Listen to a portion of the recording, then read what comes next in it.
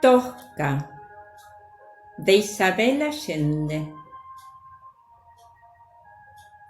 Su padre la sentó al piano a los 5 años y a los 10 Maurizia Ruggeri dio su primer recital en el Club Garibaldi, vestida de organza rosada y botines de charol, ante un público benévolo, compuesto en su mayoría por miembros de la colonia italiana.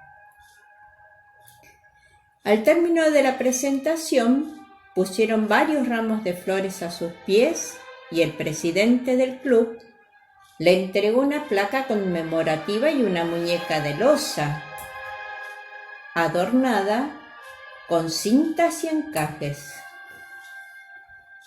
Te saludamos, Maurizia Ruggeri, como a un genio precoz, un nuevo Mozart. Los grandes escenarios del mundo te esperan, declamó. La niña guardó que se callara el aplauso y por encima del llanto orgulloso de su madre, hizo oír su voz con una altanería inesperada. Esta es la última vez que toco el piano. Lo que yo quiero es ser cantante, anunció y salió de la sala arrastrando a la muñeca por un pie.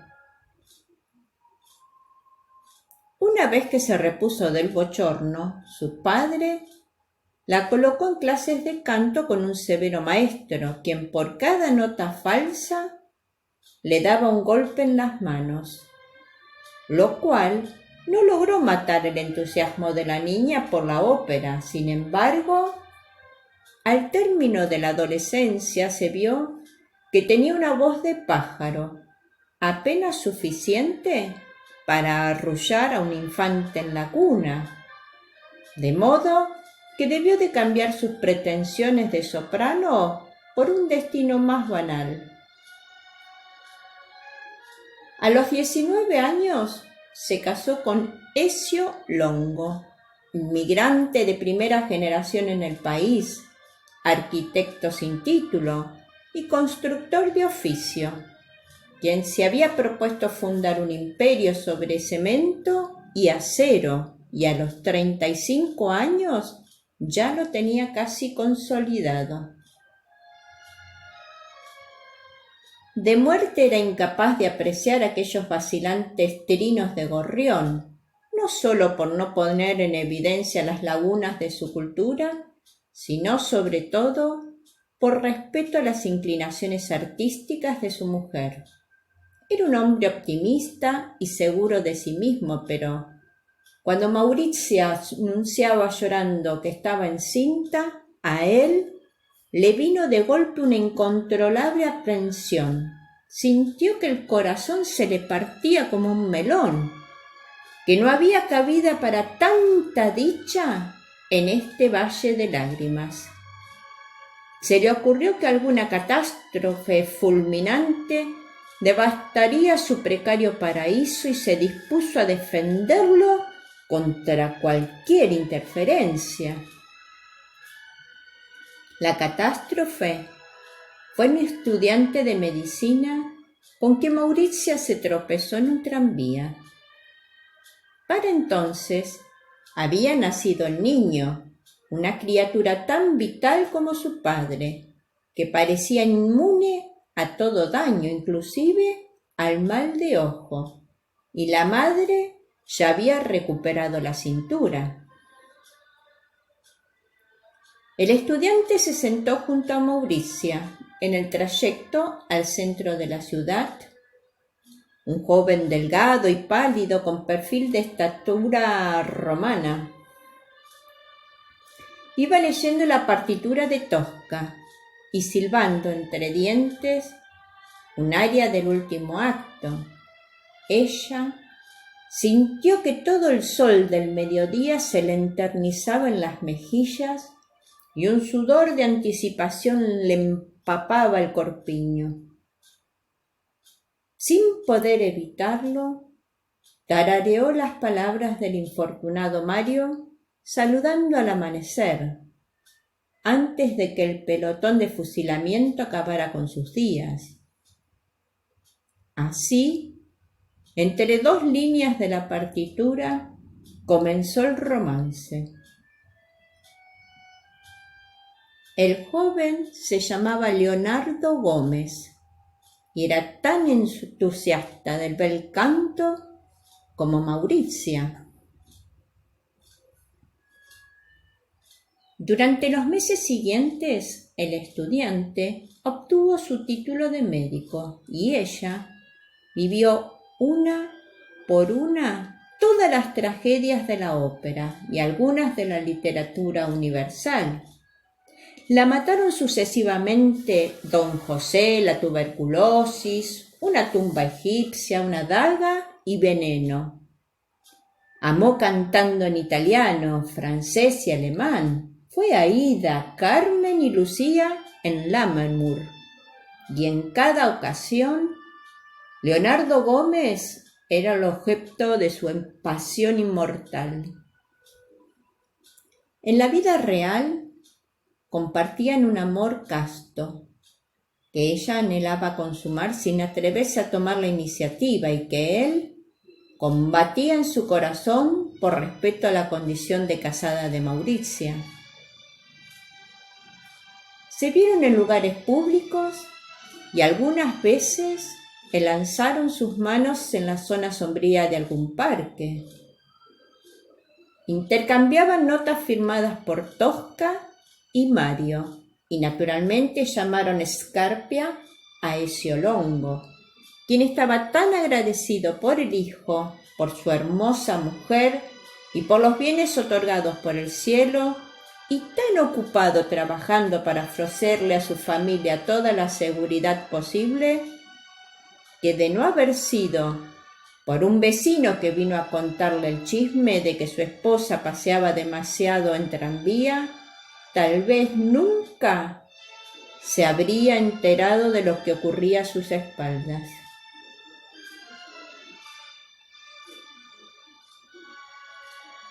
Ezio Longo se había preparado para enfrentar la contingencia de una quiebra en sus negocios, una enfermedad y hasta un accidente de su hijo, como imaginaba en sus peores momentos de terror supersticioso, pero ¿no se le había ocurrido que un melifluo estudiante pudiera arrebatarle a su mujer delante de las narices? Al saberlo, estuvo a punto de soltar una carcajada, porque de todas las desgracias, esa le parecía la más fácil de resolver, pero después de ese primer impulso, una rabia ciega le trastornó el hígado. Siguió a Mauricia hasta una discreta pastelería, donde la sorprendió bebiendo un chocolate con su enamorado. No pidió explicaciones. Cogió a su rival por la ropa, lo levantó en vilo y lo lanzó contra la pared, en medio de un estrépito de loza rota y chillidos de la clientela. Luego tomó a su mujer por un brazo y la llevó hasta su coche, uno de los últimos Mercedes-Benz importados al país, antes de que la Segunda Guerra Mundial arruinara las relaciones comerciales con Alemania. La encerró en casa y puso 2 albañiles de su empresa al cuidado de las puertas. Mauricia pasó 2 días llorando en la cama, sin hablar y sin comer. Entretanto, Ezio Longo había tenido tiempo de meditar y la ira se le iba transformando en una frustración sorda que le trajo a la memoria el abandono de su infancia, la pobreza de su juventud, la soledad de su existencia y toda esa inagotable hambre de cariño que lo acompañaron hasta que Ezio Longo se enamoró de Mauricia Ruggeri con la misma determinación empleada en sembrar la capital con sus edificios. Era de corta estatura, sólidos huesos, un cuello de animal de tiro y un rostro enérgico y algo brutal, de labios gruesos y ojos negros. Su trabajo lo obligaba a vestirse con ropa rústica y de tanto estar al sol tenía la piel oscura y cruzada de surcos, como cuero curtido. Era de carácter bonachón y generoso, reía con facilidad y gustaba de la música popular y de la comida abundante y sin ceremonias. Bajo esa apariencia algo vulgar, se encontraba un alma refinada y una delicadeza que no sabía traducir en gestos o palabras. Al contemplar a Mauricia, a veces, se le llenaban los ojos de lágrimas y el pecho de una oprimente ternura, que él disimulaba de un manotazo, sofocado de vergüenza. Le resultaba imposible expresar sus sentimientos y creía que cubriéndola de regalos y soportando con estoica paciencia sus extravagantes cambios de humor y sus dolencias imaginarias, compensaría las fallas de su repertorio de amante. Ella provocaba en él un deseo perentorio, renovado cada día con el ardor de los primeros encuentros. La abrazaba exacerbado, tratando de salvar el abismo entre los dos, pero toda su pasión se estrellaba contra los remilgos de Mauricia, cuya imaginación permanecía afiebrada por lecturas románticas y discos de Verdi y Puccini. Ezio se dormía vencido por las fatigas del día, agobiado por las pesadillas de paredes torcidas y escaleras en espiral, y despertaba al amanecer para sentarse en la cama a observar a su mujer dormida con tal atención que aprendió a adivinarle los sueños. Hubiera dado la vida porque ella respondiera a sus sentimientos con igual intensidad. Le construyó una desmesurada mansión sostenida por columnas, donde la mezcolanza de estilos y la profusión de adornos confundían el sentido de orientación, y donde 4 sirvientes trabajaban sin descanso solo para pulir bronces, sacar brillos a los pisos, limpiar las pelotillas de cristal de las lámparas y sacudir los muebles de patas doradas y las falsas alfombras persas importadas de España.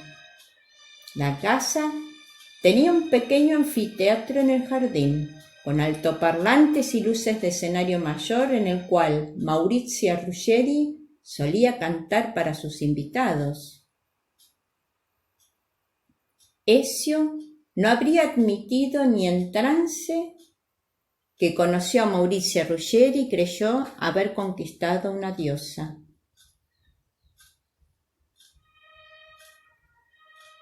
Al tercer día no aguantó más y entró en la pieza de su mujer.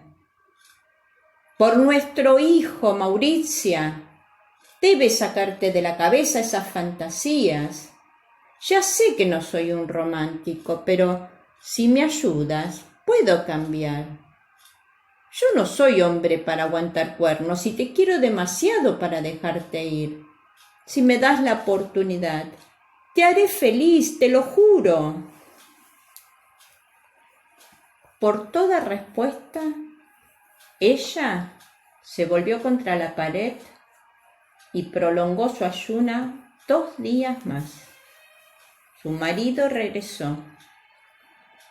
«Me gustaría saber qué carajo es lo que te falta en este mundo, a ver si puedo dártelo», le dijo derrotado. «Me falta Leonardo. Sin él me voy a morir». «Está bien, puedes ir con ese mequetrefe si quieres, pero no volverás a ver nuestro hijo nunca más». Ella hizo sus maletas, se vistió de muselina, se puso un sombrero con un velo y llamó a un coche de alquiler. Antes de partir, besó al niño sollozando y le susurró al oído que muy pronto volvería a buscarlo. Ese Olongo, quien en una semana había perdido 6 kilos y la mitad del cabello, le quitó a la criatura de los brazos. Mauricia Ruggeri llegó a la pensión donde vivía su enamorado y se encontró con que éste se había ido hacía 2 días a trabajar como médico en un campamento petrolero, en una de esas provincias calientes y cuyo nombre evocaba indios y culebras. Le costó convencerse de que él había partido sin despedirse, pero lo atribuyó a la paliza recibida en la pastelería. Concluyó que Leonardo era un poeta y que la brutalidad de su marido debió desconcertarlo. Se instaló en un hotel y en los días siguientes mandó telegramas a todos los puntos imaginables. Por fin logró ubicarlo a Leonardo Gómez para anunciarle que por él había renunciado a su único hijo, desafiado a su marido, a la sociedad y al mismo Dios, y que su decisión de seguirlo en su destino hasta que la muerte los separara era absolutamente irrevocable. El viaje fue una pesada expedición en tren, en camión y en algunas partes por vía fluvial. Mauricia jamás había salido sola fuera de un radio de 30 cuadras alrededor de su casa, pero ni la grandeza del paisaje ni las incalculables distancias pudieron atemorizarla. Por el camino perdió un par de maletas y su vestido de muselina quedó convertido en un trapo amarillo de polvo, pero llegó por fin al cruce del río donde debía esperarla Leonardo. Al bajarse del vehículo vio una piragua en la orilla y hacia allá corrió con los jirones del velo volando a su espalda y su largo cabello escapando en rizos del sombrero. Pero, en vez de sumario, encontró un negro con casco de explorador y 2 indios melancólicos con los remos en las manos. Era tarde para retroceder. Aceptó la explicación de que el doctor Gómez había tenido una emergencia y se subió al bote con el resto de su maltrecho equipaje, rezando para que aquellos hombres no fueran bandoleros o caníbales. No lo eran, por fortuna, y la llevaron sana y salva por el agua a través de un extenso territorio abrupto y salvaje, hasta el lugar donde la aguardaba su enamorado. Eran 2 villorrios, uno de largos dormitorios comunes donde habitaban los trabajadores, y otro donde vivían los empleados, que consistían en las oficinas de la compañía, 25 casas prefabricadas traídas en avión desde los Estados Unidos, una absurda cancha de golf y una pileta de agua verde que cada mañana amanecía llena de enormes sapos, todo rodeado de un cerco metálico con un portón custodiado por 2 centinelas. Era un campamento de hombres de paso. Allí la existencia giraba en torno de todo lado oscuro que emergía del fondo de la tierra como una inacabable vómito de un dragón. En aquellas soledades no había más mujeres que algunas sufridas compañeras de los trabajadores. Los gringos y los capataces viajaban a la ciudad cada 3 meses para visitar a sus familias. La llegada de la esposa del doctor Gómez, como la llamaron, trastornó la rutina por unos días, hasta que se acostumbraron a verla pasar con sus velos, su sombrilla y sus zapatos de baile, como un un personaje escapado de otro cuento. Maurizio Ruggeri no permitió que la rudeza de esos hombres o el calor de cada día la vencieran. Se propuso vivir su destino con grandeza y casi lo logró. Convirtió a Leonardo Gómez en el héroe de su propio melodrama, adornándolo con virtudes utópicas y exaltando hasta la demencia la calidad de su amor, sin detenerse a medir la respuesta de su amante para saber si él la seguía al mismo paso en esa desbocada carrera pasional.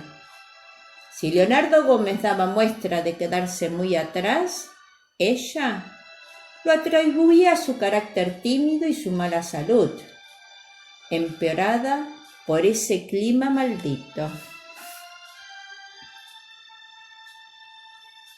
En verdad, tan frágil parecía él, que ella se curó definitivamente de todos sus antiguos malestares para dedicarse a cuidarlo.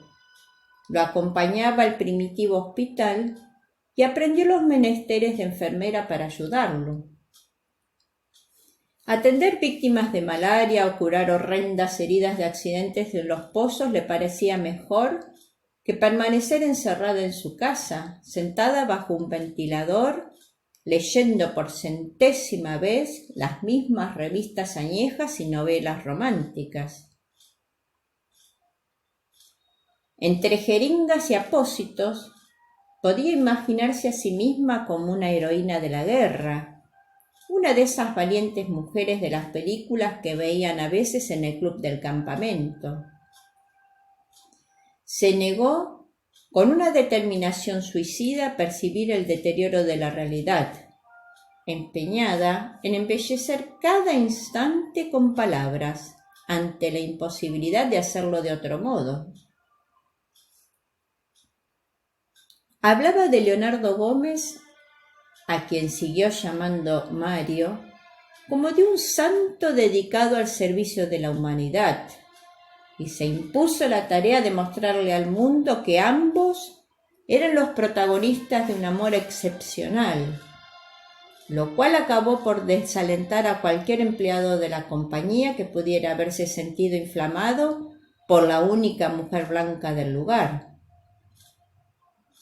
A la barbarie del campamento, Maurizia la llamó contacto con la naturaleza e ignoró los mosquitos, los bichos venenosos, las iguanas, el infierno del día, el sofoco de la noche y el hecho de que no podía aventurarse sola más allá del portón.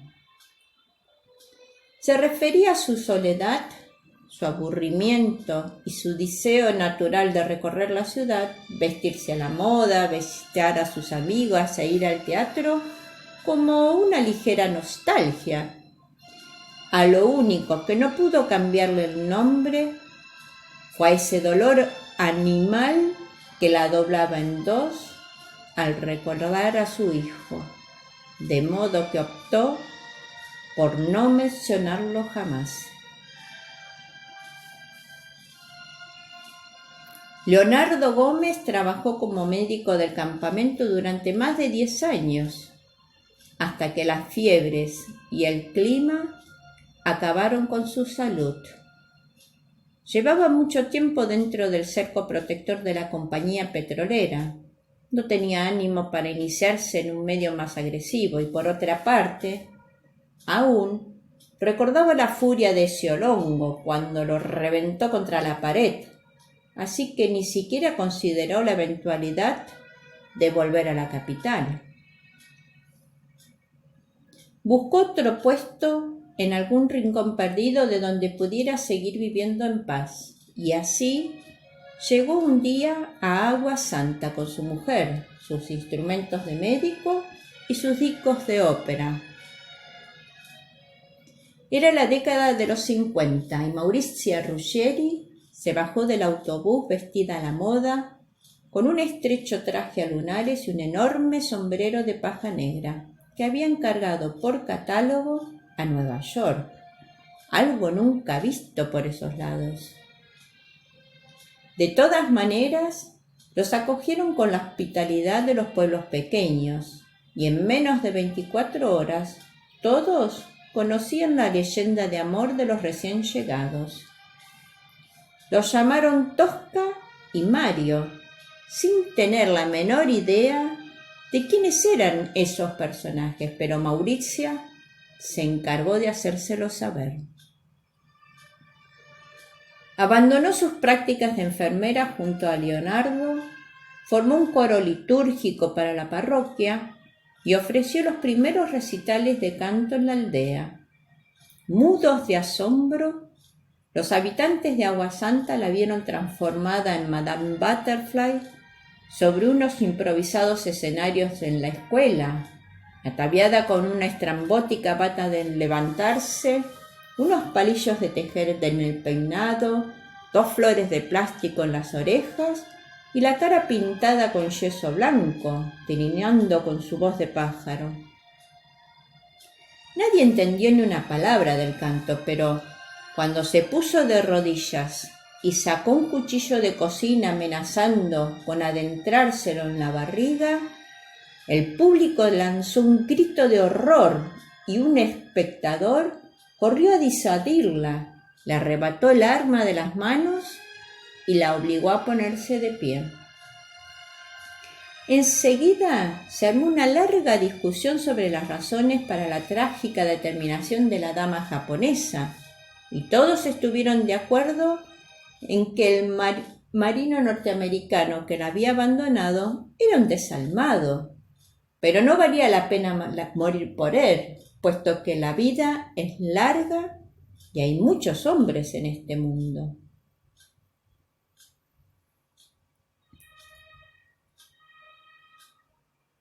La representación terminó en el Holgorio cuando se improvisó una banda que interpretó unas cumbias y la gente se puso a bailar.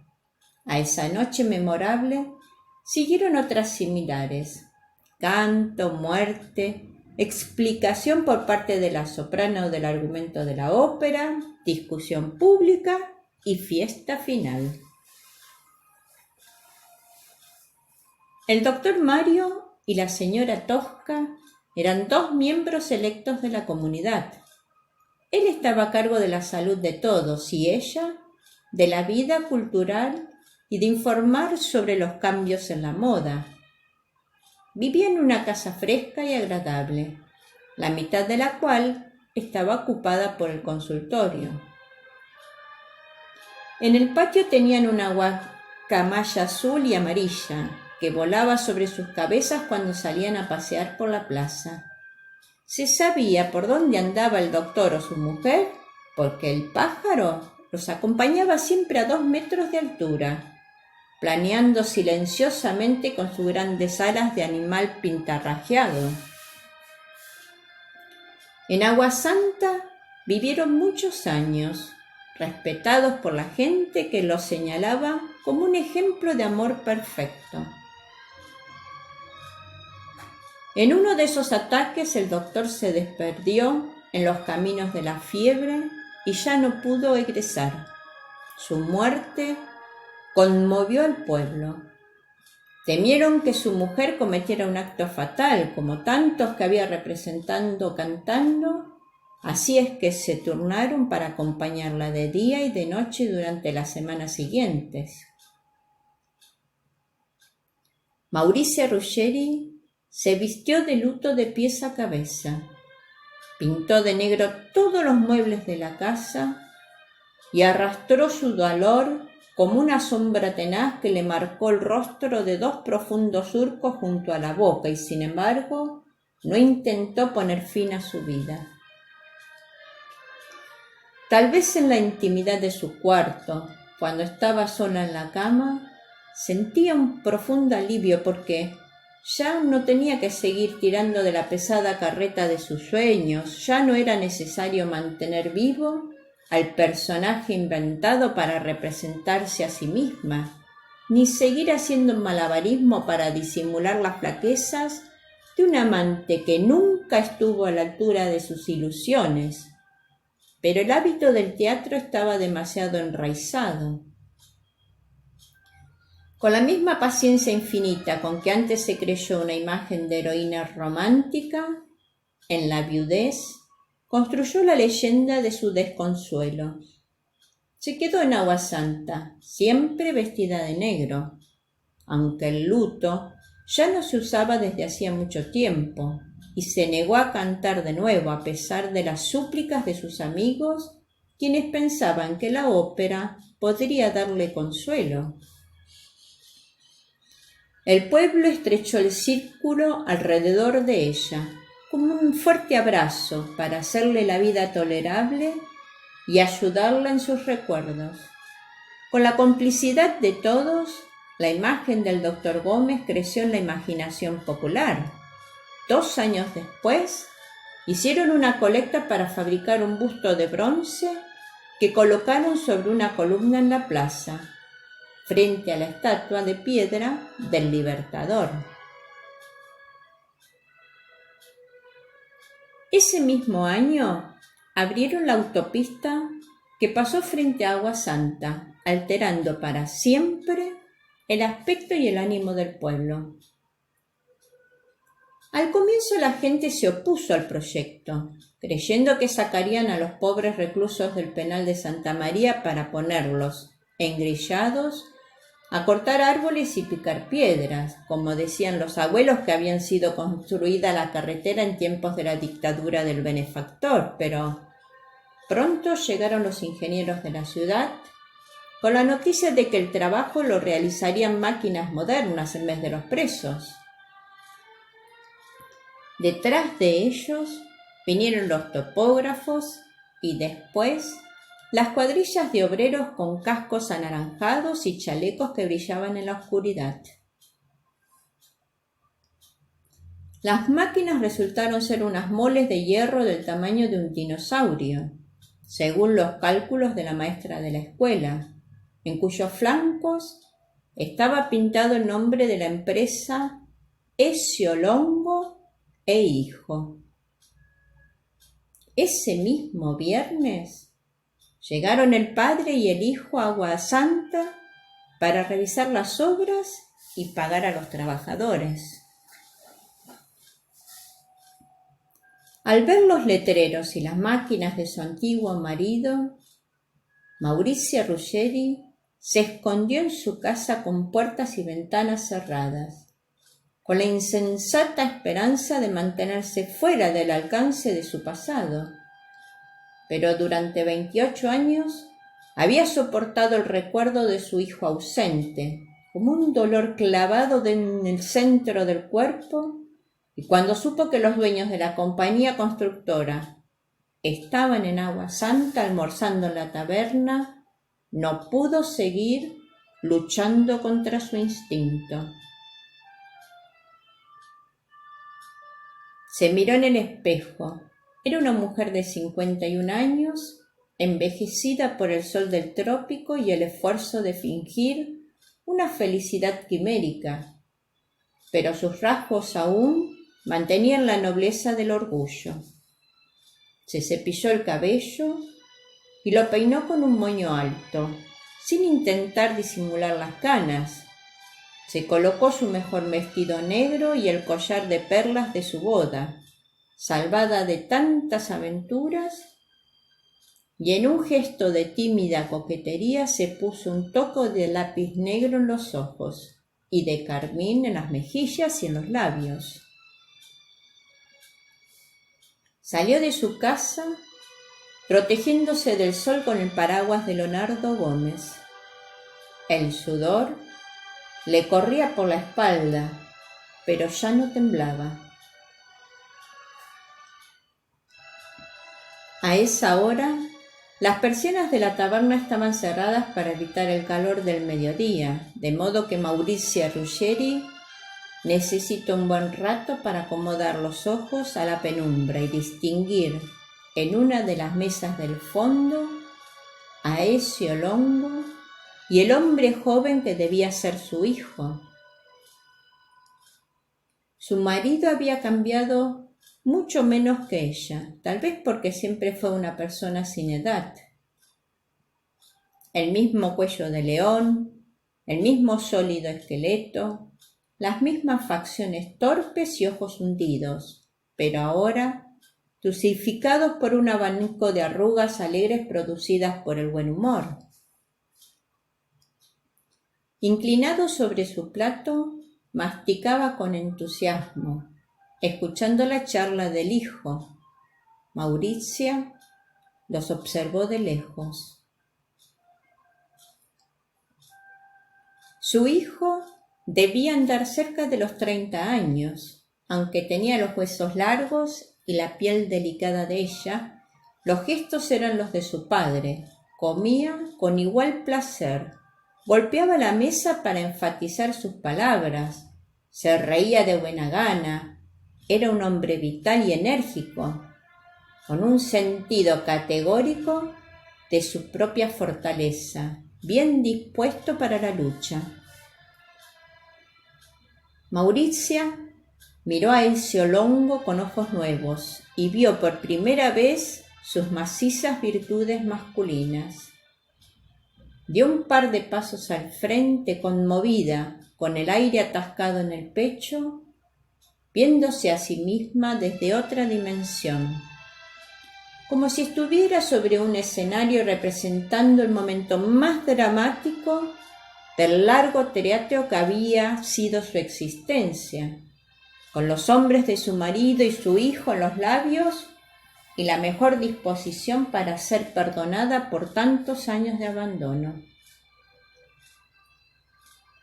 En ese par de minutos vio los minuciosos engranajes de la trampa donde se había metido durante 3 décadas de alucinaciones. Comprendió que el verdadero héroe de la novela era Ezio Longo y quiso creer que él había seguido deseándola y esperándola durante todos esos años con el amor persistente y apasionado que Leonardo Gómez nunca pudo darle porque no estaba en su naturaleza. En ese instante, cuando un solo paso más la habría sacado de la zona de la sombra y puesta en evidencia, el joven se inclinó, aferró la muñeca de su padre y le dijo algo con un guiño simpático. Los dos estallaron en carcajadas, palmoteándose los brazos, desordenándose mutuamente el cabello, con una ternura viril y una firme complicidad de la cual Maurizio Ruggeri y el resto del universo estaban excluidos. Ella vaciló por un momento infinito en la frontera entre la realidad y el sueño. Luego retrocedió, salió de la taberna, abrió su paraguas negro y volvió a su casa con la guacamaya volando sobre su cabeza como un estrafalario arcángel de calendario. Mi relato ha fluido en su curso como un manso río, llegando a su final como el agua alcanzando al ancho mar. Fifi la Cuentacuentos agradece tu visita, confía en que haya sido de tu agrado y te invita a suscribirte a su canal para que cada domingo sus estrenos puedas disfrutar.